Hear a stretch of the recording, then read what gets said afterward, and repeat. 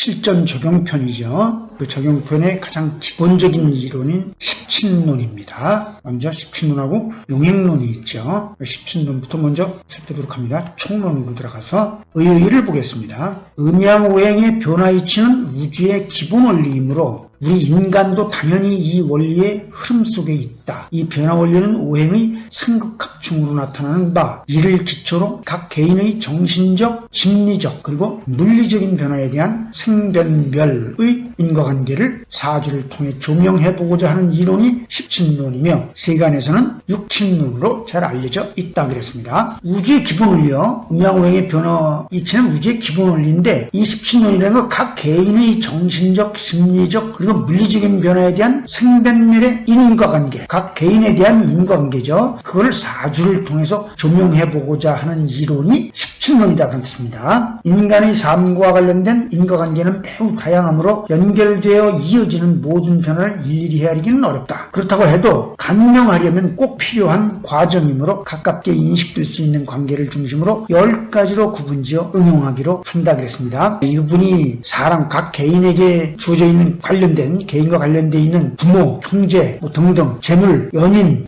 등등 모든 관계를 10가지로 분류를 해가지고 그걸 이름 지어가지고 관계를 살펴본다 그런 뜻이에요. 생극합충으로 본 십친관계를 보겠습니다. 오행의 모습으로 보이는 모든 현상이나 물질은 생해서 변하고는 곧 멸해가는 것이며 인간 역시 예외는 아니다. 따라서 지금부터 전개하게 될 십친론부터는 한 개인의 운명을 가늠해 볼 수 있는 사주를 상정함으로써 이를 모델로 음양오행의 흐름을 전개한다. 그렇습니다. 이 사주라는 것을 일단 염두에 딱 두고 이렇게 십친으로 전개해본다 그런 뜻이에요. 오행의 변화와 그 중화에 대한 이론이 인간의 운명에 적용됨으로써 사주학은 명실공히 운명학으로서 나아가서는 명리학으로서의 자리매김을 하게 할 수 있게 되었다. 그렇습니다. 일단 살펴보고요. 그러나 상극합충의 논리를 직접 인간의 삶에 적용한다면 과연 어디까지 할 수 있을까의 문제가 있다. 예를 들면 자식에 대한 생은 어머니만 하는가 아니면 아버지도 하는가? 그리고 남편은 왜 아내를 극한다고 하며 자식은 왜 아버지를 극한다고 하는가? 등을 말한다. 그렇죠? 이렇게 삶에 적용을 한다면 인간관계와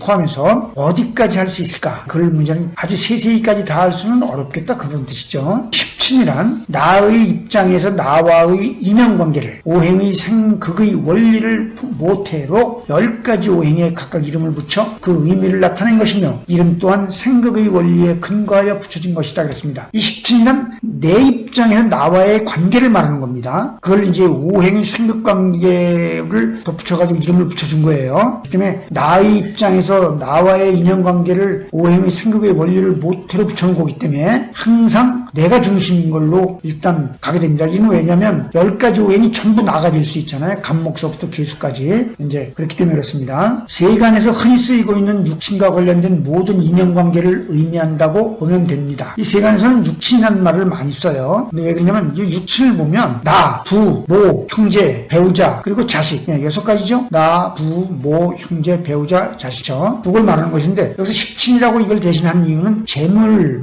연인관계, 명예 등등 많이 포함이 되거든요. 그래서 통합적으로 이걸 십친인론이다 이렇게 얘기를 한 겁니다. 근데 요거는 육친이라는 말은 사람 관계만 이렇게 뚜렷하게 이렇게 이름을 상징해서 이름을 지었어요. 자, 여기서도 오행의 생극관계가 매우 중요하므로 다시 한번 살펴보자. 여기서 우리가 오행의 생극관계를 목생화, 화생토, 토생금, 금생수, 수생목, 목국토, 토국수, 수국화, 화극금, 금극목 이거 필기 숙지되어 있어야 된다라는 전제를 뒀었죠. 이거 모르면 안 돼요. 이거 모르면 사주를 그 분석을 하려면 아예 보이지도 않습니다. 이게 안 되면. 자, 이를 십친의 이름을 붙여 그 뜻을 이해하고 다시 생극의 모습으로 관계를 나타내보자 그렇습니다. 이게 반드시 숙지되어 있는 상태. 이 생극관계죠. 목생, 화생, 토 또는 목토, 토국수 등 요 극과 생, 요 관계가 숙지되어 있어야만 이 밑에 것도 이해를 할 수 있다 그런 뜻이에요. 자, 이 부분 굉장히 중요한 부분이에요. 자, 먼저 나를 중심으로 이 관계를 살펴본다 그랬죠.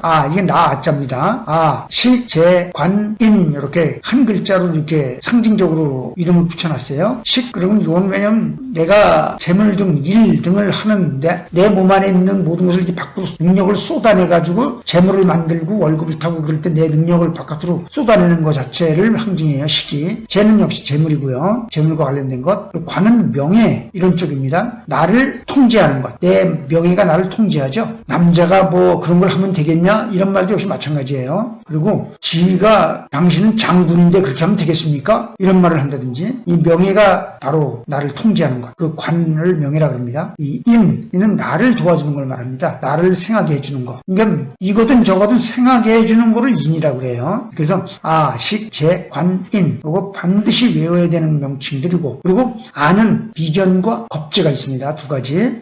이게 나죠. 예를 들어 내가 갑목이다 그러면 갑목과 을목이 있겠죠.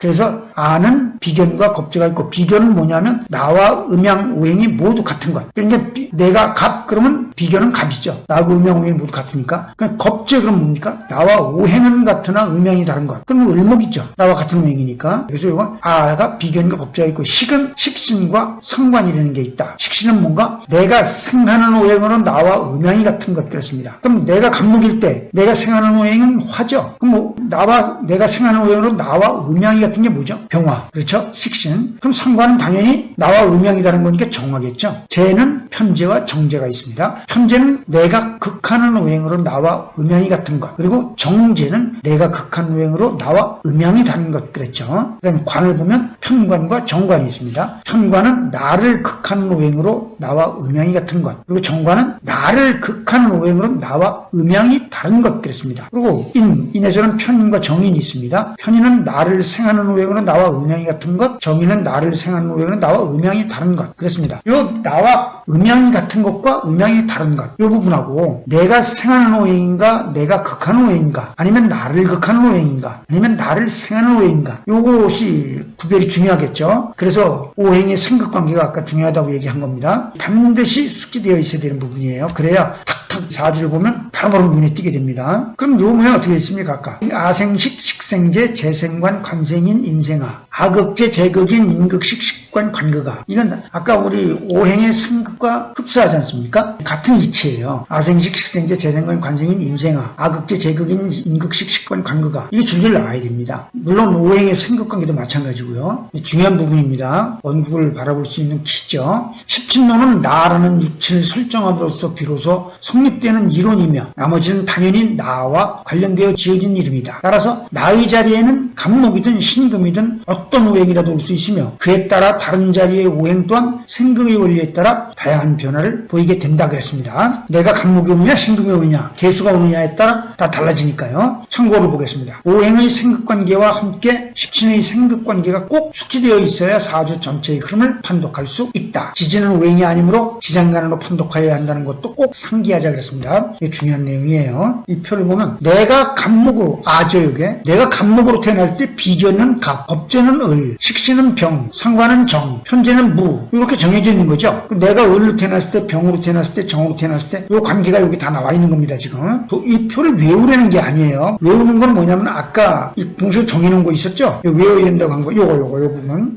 아생식, 식생재, 재생관, 관생인, 인생아 요 부분의 내용이요. 요 내용을 나와 같은 것이냐 아니냐, 내가 생하는 것이냐, 내가 극하는 것이냐, 나를 극하는 것이냐, 아니면 내가 나를 생하는 것이냐, 그리고 나와 음양이 같으냐 다르냐 등등요. 요 부분을 꼭 외워야만 이해가 될 수 있는 부분들이죠. 그리고 요걸 외우면 이 도표안을 금방 다 보이겠죠. 그리고 또 외우는 방법 중에 하나가 이렇게 원을 그려놓고 아생식, 식생재, 재생관, 관생인, 인생아 이렇게 있고 아극재, 재극인, 인극식, 식극관, 관극아 요 모양을 또 해서 살펴볼 수 있어요. 참고로 보겠습니다. 명리는 균형이 중요하다. 사주를 감명할 때도 균형이 중심이다. 강한 것은 설계해야 하고 약한 것은 힘을 보태야 길함에 도달할 수 있다. 십친론 하나하나를 살필 때도 이 이치를 염두에 두어야 한다 그랬습니다. 물론 용신론에 나오는 말이지만 명리는 처음부터 끝에까지 음양은 균형을 전제로 존재한다는 이치부터 뒤에까지 다 이 균형이 굉장히 중요합니다. 그게 중심이에요. 그래서 이렇게 얘기하는 겁니다. 다음 시간에 계속 들어가도록 하겠습니다.